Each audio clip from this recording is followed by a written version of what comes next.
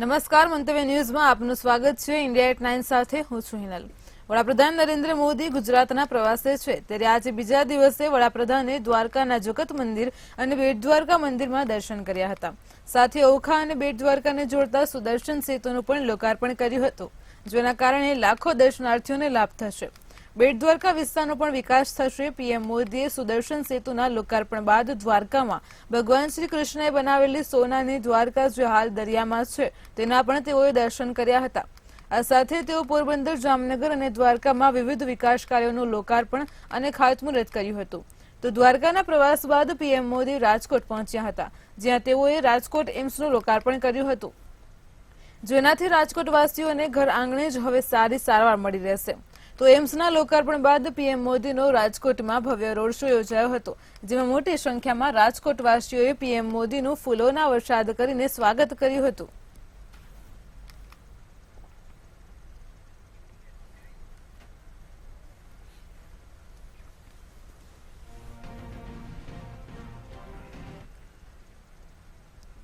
વડાપ્રધાન નરેન્દ્ર મોદી ગુજરાતના પ્રવાસે છે, ત્યારે દ્વારકાના દરિયામાં વડાપ્રધાન નરેન્દ્ર મોદીએ સ્કુબા ડાઇવિંગ કર્યું હતું। સ્કુબા ડાઇવિંગ દરમિયાન વડાપ્રધાન નરેન્દ્ર મોદી દરિયામાં ડૂબેલી દ્વારકાના પૌરાણિક અવશેષો નિહાળ્યા હતા। આ ઉપરાંત નેવીના જવાનો દ્વારા સંગત નારાયણ મંદિર નજીક દરિયામાં સતત સ્કુબા ડાઇવ કરવામાં આવી હતી। ભગવાન કૃષ્ણને અર્પણ કરવા માટે મોરના પીછાઓ સાથે સમુદ્રમાં તેઓ લઈ ગયા હતા। પીએમ મોદીએ એક્સ ઉપર એક પોસ્ટમાં લખ્યું છે કે ડૂબી ગયેલી દ્વારકા નગરીમાં પ્રાર્થના કરવી એ ખૂબ જ દિવ્ય અનુભવ હતો। હું આધ્યાત્મિક વૈભવ અને શાશ્વત ભક્તિના પ્રાચીન યુગ સાથે જોડાયેલ અનુભવું છું। ભગવાન શ્રી કૃષ્ણ આપણા સૌનું ભલું કરે।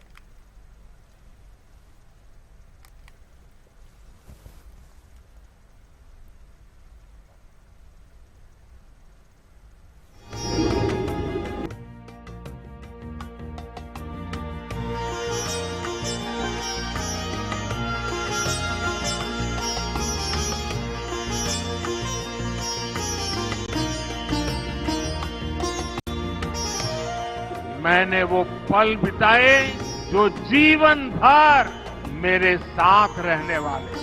मैंने गहरे समुंदर के भीतर जाकर प्राचीन द्वारिका जी के दर्शन किए।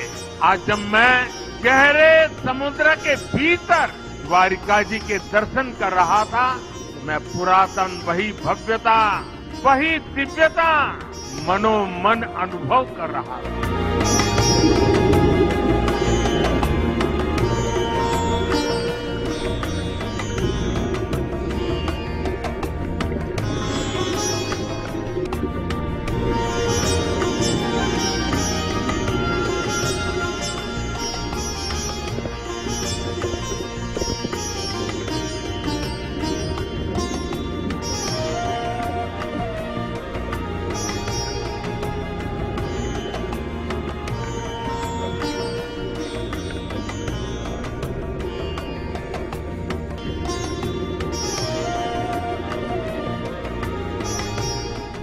मेरे लिए साहस से ज्यादा श्रद्धा थी।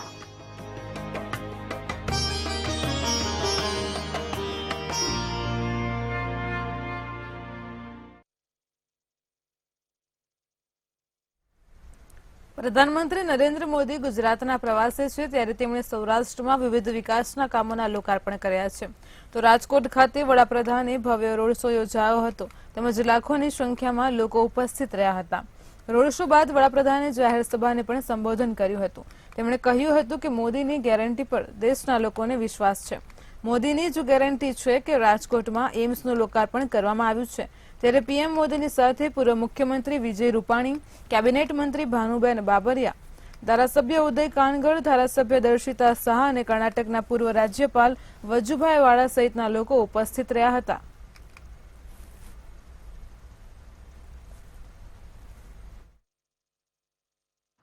સૌથી પહેલા તો માતૃ સ્વરૂપા અમારી આહિર રાણીયાઓ, એમણે જે ઓવારણા લીધા એમનો હું શ્રદ્ધાપૂર્વક, આદરપૂર્વક પ્રણામ કરીને આભાર માનું છું। થોડા દિવસ પહેલા સોશિયલ મીડિયામાં એક વિડીયો બહુ વાયરલ થયો. દ્વારકામાં 37,000 આહિરાણી એક સાથે ગરબા કરે તો લોકો મને બડા ગર્વથી કહેતા હતા કે સાહેબ આ દ્વારકામાં 37,000 આહિરાણી. મેં કહ્યું ભાઈ તમને ગરબો દેખાડો પણ ત્યાંની એક બીજી વિશેષતા છે કે આ 37,000 આહિરાણી જ્યારે ત્યાં ગરબા કરતી હતી ને ત્યારે ત્યાં ઓછામાં ઓછું 25,000 કિલો સોનું એમના શરીર ઉપર હતું. આ તો આંકડો હું ઓછામાં ઓછું કહું છું. જ્યારે લોકો જાણે કે શરીર પર 25,000 કિલો સોનું અને ગરબા, લોકોને આશ્ચર્ય થાય છે. વડાપ્રધાન મોદી આજે 110મી વખત રેડિયો કાર્યક્રમ મન કી બાત દ્વારા દેશવાસીઓને સંબોધિત કરી રહ્યા છે. આજે ફેબ્રુઆરી મહિનાનો છેલ્લો રવિવાર પણ છે. મન કી બાત કાર્યક્રમમાં વડાપ્રધાન મોદી ઘણી એવી ઘટનાઓનો ઉલ્લેખ કરે છે જેનાથી લોકો સીધી રીતે સરકાર સાથે જોડાણ અનુભવે છે. તો વડાપ્રધાન મોદીએ મન કી બાત કાર્યક્રમમાં મહિલા શક્તિના મહત્વનો ઉલ્લેખ કરીને નમો ડ્રોન દીદી સાથે વાત કરી. વડાપ્રધાન મોદીએ પોતાના સંબોધનમાં જળ સંરક્ષણમાં મહિલાઓના યોગદાનનો ઉલ્લેખ કરતા કહ્યું હતું કે દેશમાં એવું કોઈ ક્ષેત્ર નથી જ્યાં મહિલાઓ પાછળ રહી ગઈ હોય. કુદરતી ખેતી, જળ સંરક્ષણ અને સ્વચ્છતા આવા જ ક્ષેત્રો છે. કેમિકલના કારણે ધરતીમાં જે પીડાનો સામનો કરી રહી છે તેનાથી ધરતીને બચાવવામાં આપણી માતૃશક્તિ મહત્વની ભૂમિકા ભજવી રહી છે. આ માટે માત્ર મહિલાઓ જ તેનું નેતૃત્વ કરી રહી છે. અગાઉ પણ મહિલાઓ પાણી બચાવવાનું કામ કરતી હતી. भारत की नारी शक्ति हर क्षेत्र में प्रगति की नई ऊंचाइयों को छू रही है. कुछ वर्ष पहले तक किसने सोचा था कि हमारे देश में गांव में रहने वाली महिलाएं भी ड्रोन उड़ाएंगी, लेकिन आज ये संभव हो रहा है. आज तो गांव गांव में ड्रोन दीदी की इतनी चर्चा हो रही है, हर किसी की जुबान पर नमो ड्रोन दीदी ये चल पड़ा है. हर कोई इसके विषय में चर्चा कर रहा है. एक बहुत बड़ी जिज्ञासा पैदा हुई है और इसलिए मैंने भी सोचा कि क्यों ना इस बार मन की बात में एक नमो ड्रोन दीदी से बात की जाए. हमारे साथ इस वक्त नमो ड्रोन दीदी सुनीता जी जुड़ी हुई हैं, जो उत्तर प्रदेश के सीतापुर से हैं. आइए उनसे बात करते हैं. सुनीता देवी जी, आपको नमस्कार. नमस्ते सर. अच्छा सुनीता जी, पहले मैं आपके विषय में जानना चाहता हूँ, आपके परिवार के विषय में जानना चाहता हूँ. थोड़ा कुछ बता दीजिए. सर हमारे परिवार में 2 बच्चे हैं, हमें हस्बैंड हैं, माता जी हैं मेरी. आपकी पढ़ाई क्या हुई Sunita ji? Sir BA final है. और वैसे घर में कारोबार वगैरह क्या है? कारोबार वगैरह खेती बाड़ी संबंधित करते हैं, खेती वगैरह. આગામી દિવસોમાં લોકસભા ચૂંટણી 2024 યોજાવાની છે ત્યારે કોંગ્રેસ નેતા રાહુલ ગાંધી ભારત જોડો ન્યાયયાત્રા કરીને લોકો સાથે જોડાવાનો પ્રયાસ કરી રહ્યા છે. ત્યારે હવે ઉત્તર પ્રદેશના મુરાદાબાદ જિલ્લામાં પહોંચેલી રાહુલ ગાંધીની ભારત જોડો ન્યાયયાત્રામાં મોટી દુર્ઘટના ઘટી છે. રાહુલ ગાંધી માટે બનાવવામાં આવેલા કામચલાઉ કેમ્પમાં બનેલા CRPFના વોચ ટાવરમાં કરંટ આવવાથી એક વ્યક્તિનું મોત થઈ ગયું છે અને 7 લોકો ઘાયલ થયા છે. આ દુર્ઘટના એ સમયે સર્જાઈ જ્યારે વોચ ટાવર ખોલવામાં આવી રહ્યો હતો. ઘટનાની સૂચના મળ્યા બાદ પોલીસ ઘટના સ્થળ પર પહોંચી અને તાત્કાલિક તમામ ઘાયલ મજૂરોને હોસ્પિટલ ખસેડ્યા છે, જ્યાં સારવાર દરમિયાન એક મજૂરનું મોત થઈ ગયું છે. મૃતકની ઓળખ નરેશ તરીકે થઈ છે, જેઓ ઝારખંડના ચતરા જિલ્લાના રહેવાસી હતા. તમામ ઘાયલો ઉપર પણ ચતરા જિલ્લાના રહેવાસી છે. તો રાહુલ ગાંધીના રાત્રિ રોકાણના કાર્યક્રમને કારણે કામચલાઉ કેમ્પ બનાવવામાં આવ્યો હતો. આ દુર્ઘટના જિલ્લાના કોટવાલી કટઘર વિસ્તારના રામપુર રોડ 0 પોઈન્ટ પાસે સર્જાઈ હતી.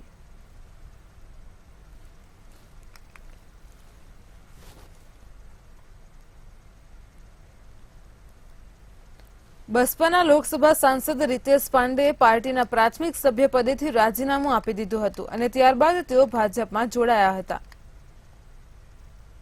આંબેડકર નગરથી બહુજન સમાજ પાર્ટીના લોકસભા સાંસદ રીતેશ પાંડેએ પાર્ટીના પ્રાથમિક સભ્યપદેથી રાજીનામું આપી દીધું હતું. ત્યારબાદ તેઓ ભાજપમાં જોડાઈ ગયા હતા.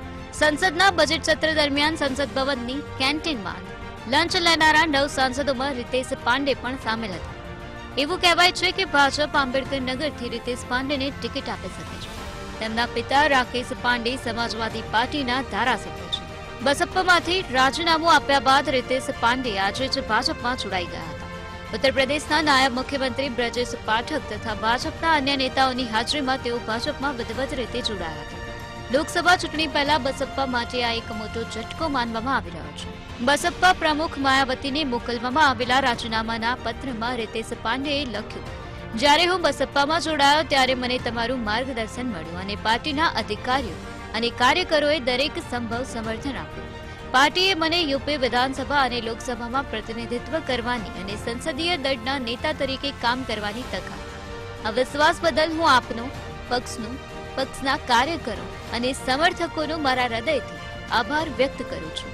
તેમણે પત્રમાં આગળ લખ્યું, લાંબા સમયથી મને પાર્ટીની મિટિંગમાં આમંત્રણ આપવામાં આવ્યું ન હતું અને ન તો નેતૃત્વના સ્તરે વાતચીત કરવામાં આવી હતી. માયાવતીને સંબોધતા તેમણે લખ્યું કે મેં તમારો અને ઉચ્ચ અધિકારીઓનો સંપર્ક કરવા અને મુલાકાતના અસંખ્ય પ્રયાસો કર્યા, પરંતુ કોઈ ઉકેલ મળ્યો નહીં. આ સમયગાળા દરમિયાન હું મારા વિસ્તારના લોકો અને પાર્ટી કાર્યકર્તાઓને સતત મળતો રહ્યો. હું એ નિષ્કર્ષ પર પહોંચ્યો છું કે પાર્ટીને હવે મારી સેવા અને હાજરીની જરૂર નથી અને તેથી મારી પાસે પાર્ટીમાંથી રાજીનામું આપવા સિવાય કોઈ વિકલ્પ નથી. પાર્ટી સાથે સંબંધો તોડવાનો નિર્ણય ભાવનાત્મક રીતે મુશ્કેલ નિર્ણય છે. બ્યુરો રિપોર્ટ, મંતવ્ય ન્યૂઝ. ભારતીય ચૂંટણી પંચે રાજ્યોને અનુરોધ કર્યો છે કે ચૂંટણી પહેલા નીતિ મુજબ જિલ્લામાંથી બદલી કરાયેલા અધિકારીઓને તે જ સંસદીય મત વિસ્તારના કોઈપણ જિલ્લામાં નિયુક્તિ કરવામાં ન આવે. ચૂંટણી પંચ દ્વારા એવી ખામીઓને દૂર કરવાનો પ્રયાસ કરાયો છે જે રાજ્ય સરકારો દ્વારા છટકબારીઓ કરવામાં આવતી હોય છે. રાજ્ય સરકારોએ અધિકારીઓને એ જ સંસદીય મત વિસ્તારના નજીકના જિલ્લાઓમાં બદલી કરી હતી. એવા મુદ્દાઓ પર ગંભીરતાપૂર્વક ધ્યાને લીધા બાદ ચૂંટણી અધિકારીઓ દ્વારા આ પગલું ભરવામાં આવ્યું છે. ચૂંટણી પંચની નીતિ મુજબ તમામ અધિકારીઓ કે જેઓ તેમના ગૃહ જિલ્લામાં પોસ્ટેડ હતા અથવા એક જ જગ્યાએ 3 વર્ષ પૂર્ણ કર્યા હોય તો તેવા કોઈ પણ અધિકારીઓ ઉમેદવાર માટે કામ ન કરે તેની ખાતરી સુનિશ્ચિત કરવા લોકસભા અથવા વિધાનસભાની ચૂંટણી પહેલા બદલી કરવામાં આવે છે. અધિકારીઓ પક્ષની તરફેણમાં લેવલ પ્લેઇંગ ફિલ્ડમાં અવરોધ ન બનાવો. પંચે શનિવારે એક નિવેદનમાં જણાવ્યું હતું કે અધિકારીઓ ચૂંટણી વખતે અવરોધો ઉભા ન કરી શકે.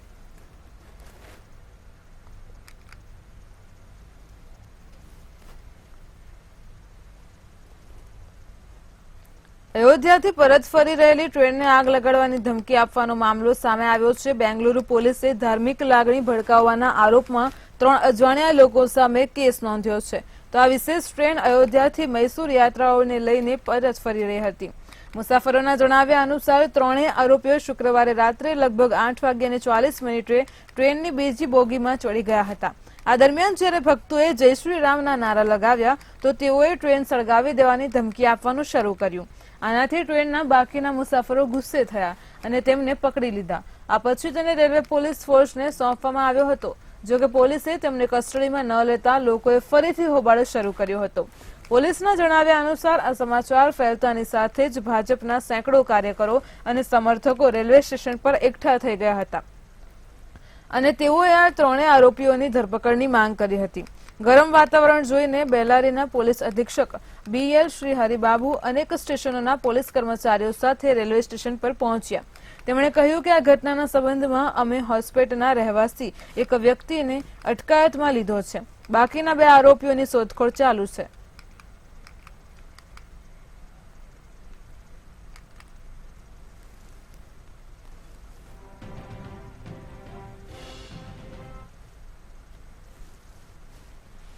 જમ્મુના કઠુઆ સ્ટેશન પર ઉભેલી માલગાડી અચાનક પઠાણકોટ તરફ ધાડને કારણે ડ્રાઈવર વગર દોડવા લાગી હતી. બનાવની જાણ થતાં જ રેલવે તંત્ર દોડતું થયું હતું અને તે બાદ રેલવે તંત્ર તરફથી ટ્રેનને રોકવા માટે જાહેરાત કરવામાં આવી હતી અને પાટા ખાલી કરવામાં આવ્યા હતા. તો ટ્રેન લગભગ 84 કિલોમીટર ડ્રાઈવર વગર દોડી અને આ દરમિયાન તેની સ્પીડ પણ 100ની આસપાસ હતી. જેવી ખબર પડી તે તરત જ હડકંપ મચ્યો હતો અને ટ્રેનને ઊભી રાખવાનું કામ શરૂ કરી દેવાયું હતું. આખરે આ ટ્રેનને પંજાબના મુકેરિયનમાં ઊંચી બસ્તી વિસ્તારમાં રોકવામાં આવી હતી. સદનસીબે ડ્રાઈવર વગર દોડતી ટ્રેન કોઈને અકસ્માત નહોતો કર્યો. કહેવામાં આવે છે કે રેલવેના તંત્રે ભારે મહેનત પછી ટ્રેનને ઊભી બસ્તીમાં રોકી દીધી હતી. આ દરમિયાન મોટી દુર્ઘટના થતા રહી ગઈ હતી. જમ્મુના ડિવિઝનલ ટ્રાફિક મેનેજરે કહ્યું કે આ મામલે વધુ તપાસ હાથ ધરવામાં આવી છે.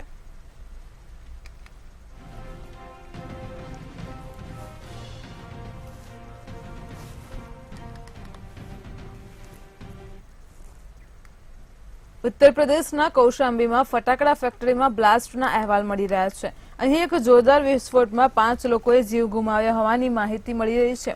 18થી વધુ લોકો ફેક્ટરીમાં જ ફસાયા હોવાનો દાવો કરવામાં આવી રહ્યો છે. પોલીસ અને ફાયર બ્રિગેડની ટીમ ઘટના સ્થળે પહોંચી રાહત અને બચાવ કામગીરી કરી રહી છે. અત્યાર સુધી 10થી વધુ લોકોનું રેસ્ક્યુ કરવામાં આવ્યું છે. 5 લોકોના મોતની પુષ્ટિ પણ થઈ ચૂકી છે. થોડા દિવસ અગાઉ મધ્યપ્રદેશમાં પણ એક ફટાકડા ફેક્ટરીમાં ભયંકર વિસ્ફોટ થયો હતો, જેના વિડીયો પણ વાયરલ થયા હતા અને તેમાં મોટા પાયે જાનહાનિ થઈ હતી.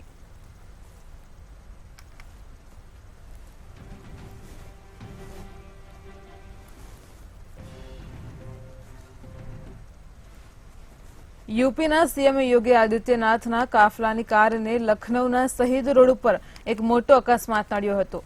સીએમના કાફલામાં સૌથી આગળ જઈ રહેલી એન્ટી ડેમો કાર પલટી જતા 5 પોલીસકર્મી સહિત 11 લોકો ઘાયલ થયા હતા, જેમાં 2ની હાલત ગંભીર હોવાનું જણાવાઈ રહ્યું છે. રોડ ઉપર મૃત હાલતમાં પડેલા જાનવરથી ટકરાયા બાદ આ દુર્ઘટના બની છે, જેમાં પોલીસ કર્મચારીઓ સિવાય રોડ કિનારે ઉભેલા કેટલાક લોકો પણ ગાડીની ઝપેટમાં આવી ગયા હતા, જેને લઈને તેઓ પણ ઈજાગ્રસ્ત થયા છે. ઈજાગ્રસ્તોને સારવાર માટે સિવિલ હોસ્પિટલ ખસેડાયા છે, જ્યારે ડીજીપી પ્રશાંત કુમાર અને કેટલાક અન્ય અધિકારીઓ પણ સિવિલ હોસ્પિટલ પહોંચ્યા હતા.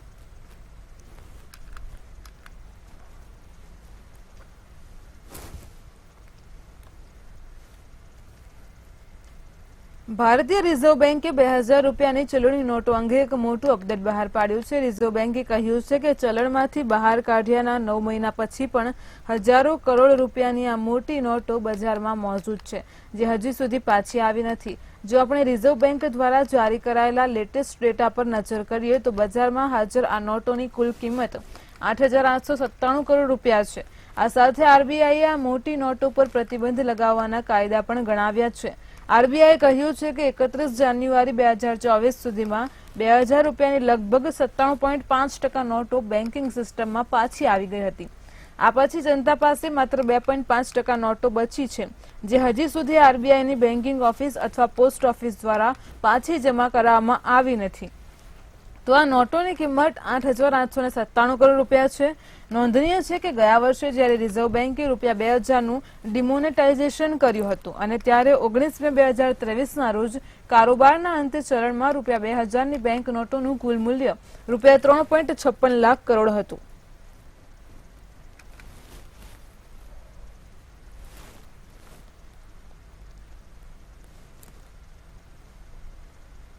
ભારતીયો અને ખાસ કરીને ગુજરાતીઓ ફરવાના શોખીન છે. તમે દુનિયાના કોઈ પણ સ્થળે ફરવા જશો તો તમને ભારતીય નાગરિકો મળી જ જશે. મિડલ ઇસ્ટ કન્ટ્રી અને ખાસ કરીને સાઉદી અરેબિયાની પણ ભારતીય નાગરિકો મોટી સંખ્યામાં મુલાકાત લેતા હોય છે. સાઉદી અરેબિયા જેવા દેશો માટે ભારતીય ટુરિસ્ટ સૌથી મોટા ગ્રાહકો છે. એટલે જ આવા દેશોની સરકાર ભારતીયો માટે જુદી જુદી પ્રકારની આકર્ષક જાહેરાત કરતી રહેતી હોય છે. તાજેતરમાં જ સાઉદીની સરકારે મોટા પ્રમાણમાં ભારતીય પર્યટકોને આકર્ષવા માટે ફ્રી વિઝા આપવાની જાહેરાત કરી છે, જે મુજબ 96 કલાકના વિઝા ભારતીય નાગરિકો ફ્રીમાં મેળવી શકશે. અહીં ઉલ્લેખનીય છે કે ભારતીય નાગરિકો મોટાભાગે સાઉદીની મુલાકાત ઇસ્લામિક યાત્રાધામોની અથવા તો મનોરંજનના ઉદ્દેશ્યથી લેતા હોય છે.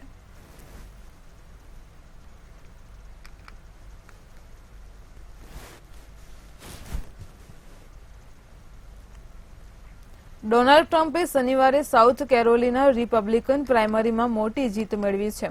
તો ટ્રમ્પે તેમના ગૃહ રાજ્યમાં હરીફ નિકી હેલીને હરાવ્યા હતા.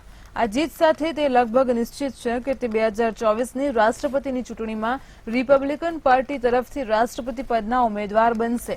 ટ્રમ્પ વર્તમાન પ્રેસિડેન્ટ જો બાઇડન સામે રાષ્ટ્રપતિની ચૂંટણી લડવાની નજીક પહોંચી ગયા છે. જાણીતું છે કે અમેરિકામાં આ વર્ષના અંતમાં રાષ્ટ્રપતિની ચૂંટણી યોજાવાની છે. ચૂંટણીમાં રિપબ્લિકન પાર્ટીનું નોમિનેશન મેળવવું ટ્રમ્પ સામે નિકી હેલીને સૌથી મોટો પડકાર માનવામાં આવી રહ્યો હતો. ડોનાલ્ડ ટ્રમ્પની તેમની છેલ્લી હરીફ નિકી હેલી પર જીત સાથે ઉમેદવારી માટે તેમનો આગળનો રસ્તો હવે સરળ બની ગયો છે. સાઉથ કેરોલિના પહેલા ડોનાલ્ડ ટ્રમ્પે આયોવા, ન્યૂ હેમ્પશાયર, નેવાડા અને યુએસ વર્જિન આઇલેન્ડની પ્રાઇમરી ચૂંટણીઓ પણ જીતી હતી. તો સાઉથ કેરોલિનામાં હાર સાથે નિકી હેલી પર રાષ્ટ્રપતિ પદની દાવેદારી છોડી દેવાનું દબાણ વધ્યું છે. પરંતુ હેલી હજી પણ મક્કમ છે અને સતત પરાજય છતાં પોતાની ઉમેદવારી અંગે આશાવાદી છે.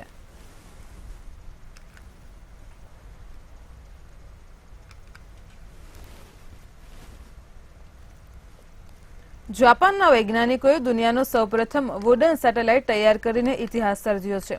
લાકડામાંથી બનાવેલો સેટેલાઇટ ટૂંક સમયમાં જ અમેરિકાના રોકેટની મદદથી અવકાશમાં લોન્ચ કરવામાં આવશે. તેના પર તૈયારીઓ શરૂ કરવામાં આવી છે. લાકડાનો સેટેલાઇટ જાપાનની ક્યોટો યુનિવર્સિટીના એરોસ્પેસ એન્જિનિયર્સની મહેનતનું પરિણામ છે. આ સેટેલાઇટનું નામ લિગ્રોસેટ રાખવામાં આવ્યું છે. સેટેલાઇટ તૈયાર કરવા માટે વિશિષ્ટ પ્રકારનું લાકડું મોંગોલિયાથી મંગાવવામાં આવ્યું હતું. અંતરિક્ષમાં વધતા થતા પ્રદૂષણને નિયંત્રણમાં રાખવા માટે વુડન સેટેલાઇટ ખૂબ જ ઉપયોગી સાબિત થશે.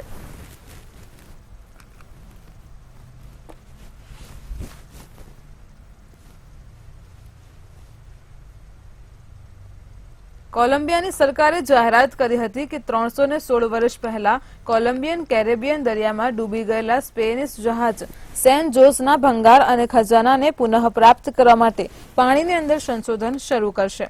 આ માટે નૌકાદળના જહાજની દેખરેખ હેઠળ રોબોટને દરિયામાં મોકલવામાં આવશે. આ રોબોટ વર્ષો પહેલા ડૂબેલા સ્પેનિશ જહાજની માહિતી એકત્ર કરશે. આ સમય દરમિયાન તે કાટમાળનો કેટલોક ભાગ બહાર કાઢશે.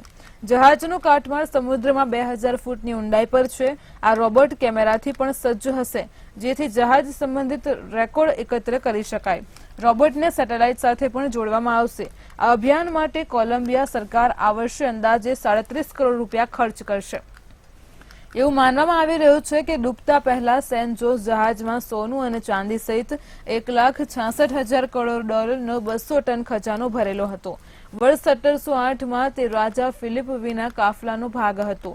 સ્પેન પર વિજય મેળવવાના યુદ્ધ દરમિયાન બ્રિટિશ નૌકાદળના હુમલામાં સેન જોસ નામનું જહાજ ડૂબી ગયું હતું અને તે સમયે બોર્ડમાં 600 લોકો હતા, જેમાંથી માત્ર 11 લોકો જ બચી શક્યા હતા.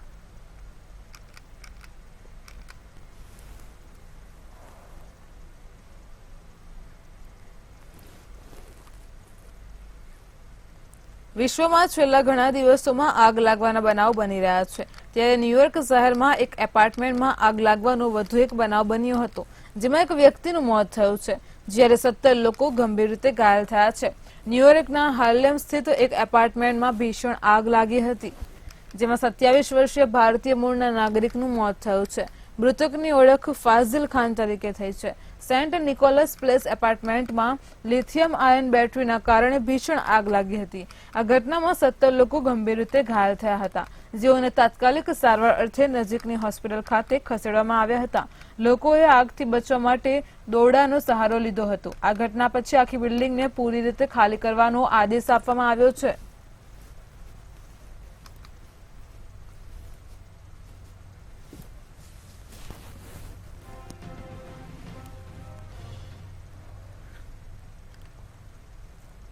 અમેરિકા અને બ્રિટને યમનમાં હુતી વિદ્રોહીઓના સ્થાનો પર મોટો હુમલો કર્યો છે.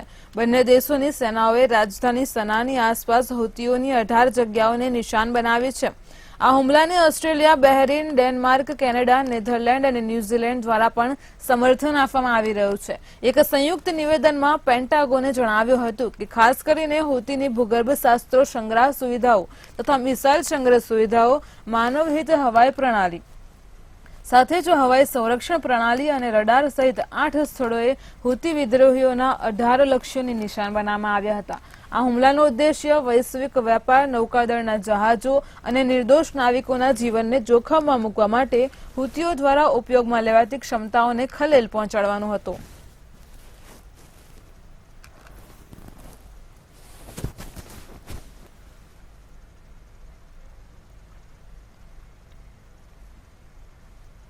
રશિયા અને યુક્રેન વચ્ચે ચાલી રહેલા યુદ્ધને 2 વર્ષ થઈ ગયા છે. આ વચ્ચે કીવ દ્વારા દાવો કરવામાં આવ્યો છે કે પુતિન અને કિમ જોંગ ઉન સાથે મળીને તેમની વિરુદ્ધ એક મોટું ષડયંત્ર રચી રહ્યા છે. રશિયા અને યુક્રેન વચ્ચે ચાલી રહેલા યુદ્ધને 2 વર્ષ થઈ ગયા છે અને ત્રીજા વર્ષમાં પ્રવેશ કરી ચૂક્યો છે. 2022ની 24મી ફેબ્રુઆરીએ રશિયન સેનાએ યુક્રેનની ધરતી પર હુમલો કર્યો હતો. જોકે રશિયન સૈન્ય પાસે 4 ગણી તાકાત હોવા છતાં યુદ્ધમાં યુક્રેનને હરાવી શક્યો નથી. આ વચ્ચે કીવ દ્વારા દાવો કરવામાં આવ્યો છે કે પુતિન અને કિમ જોંગ ઉન સાથે મળીને તેમની વિરુદ્ધ એક મોટું ષડયંત્ર રચી રહ્યા છે. રશિયા અને યુક્રેન વચ્ચે છેલ્લા 2 વર્ષથી ચાલી રહેલા યુદ્ધનો ઉકેલ હજુ સુધી આવ્યો નથી અને યુદ્ધ સમાપ્ત થવાના પણ કોઈ સંકેત દેખાયા નથી. આ યુદ્ધને કારણે અમેરિકાએ રશિયા વિરુદ્ધ 500થી વધુ નવા પ્રતિબંધ લગાવ્યા છે.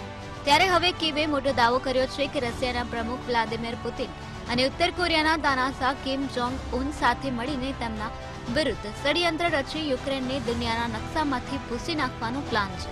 યુક્રેનની સુરક્ષા સેવાએ એક નવા દાવા કર્યા છે, જેમાં કહેવામાં આવ્યું છે કે રશિયાએ ડિસેમ્બરના અંતથી યુક્રેન પરના હુમલામાં ઓછામાં ઓછી 20 ઉત્તર કોરિયાની બેલિસ્ટિક મિસાઇલોનો ઉપયોગ કર્યો છે. એવી આશંકા છે કે પુતિન અને ઉત્તર કોરિયાના તાનાશાહ કિમ જોંગ ઉન વચ્ચે એક ડીલ થઈ છે, જેમાં યુક્રેનને વધુ તબાહ કરવાની તૈયારી કરવામાં આવી છે. એક નિવેદન અનુસાર SBUએ KN-23 બેલિસ્ટિક મિસાઇલ જેવો કાટમાળ પણ મેળવ્યો છે, જેનાથી એ વાતની પુષ્ટિ થઈ છે કે ઉત્તર કોરિયા આ યુદ્ધમાં પુતિનનું સમર્થન કરી રહ્યું છે. પુતિનને સમર્થન આપવા માટે કિમ એટલા માટે તૈયાર થયા છે કારણ કે અમેરિકા અને પશ્ચિમના દેશો યુક્રેનને સાથ આપી રહ્યા છે, જ્યારે કિમ અમેરિકા પર દક્ષિણ કોરિયા અને જાપાનને મદદ કરવાનો આરોપ લગાવી રહ્યા છે. કિમ ઘણી વખત અમેરિકાને પોતાનો સૌથી મોટો દુશ્મન દેશ ગણાવ્યો છે. રશિયા અને યુક્રેન વચ્ચે ચાલી રહેલા યુદ્ધમાં કિમની એન્ટ્રી થતાં જ હવે ત્રીજા વિશ્વયુદ્ધનો ખતરો તોડાઈ રહ્યો છે. બ્યુરો રિપોર્ટ, મંતવ્ય ન્યૂઝ. કેટલીક આકલુદીઓ બાદ આખરે રશિયન સરકારે રાષ્ટ્રપતિ પુતિનના કટ્ટર વિરુદ્ધ એલેક્સી નવલિનનો મૃતદેહ તેમના માતાને સોંપ્યો છે. તેમના મોતના લગભગ 1 સપ્તાહ બાદ આખરે સત્તાધીશોએ મૃતદેહ સોંપવાની કાર્યવાહી પૂર્ણ કરી છે. એલેક્સી નવલિને સ્થપાયેલા એન્ટી કરપ્શન ફાઉન્ડેશનના ડાયરેક્ટર ઇવાન ઝદાનોવે સોશિયલ મીડિયા પર આ વાતની જાહેરાત કરી હતી અને સાથે સાથે એલેક્સી નવલિનની માતાને સમર્થન આપનારા લોકોનો આભાર માન્યો હતો. રશિયાની જેલમાં બંધ એલેક્સી નવલિનનું 16 ફેબ્રુઆરીએ મોત થયું હતું. જોકે મૃતદેહ સોંપ્યા બાદ એલેક્સી નવલિનના અંતિમ સંસ્કારની જાણકારી ગુપ્ત રાખવામાં આવી છે. આ બાબતે ભાગ્યે જ કોઈ વ્યક્તિ માહિતગાર છે અને તેના કારણે એવી અટકળ થઈ રહી છે કે મૃતદેહ સોંપવાના બદલામાં એલેક્સી નવલિનનો પરિવાર જાહેર અંતિમ સંસ્કાર નહીં કરે તેવી રશિયન સરકારની શરત ના છૂટકે એલેક્સી નવલિનના પરિવારે માની લીધી છે.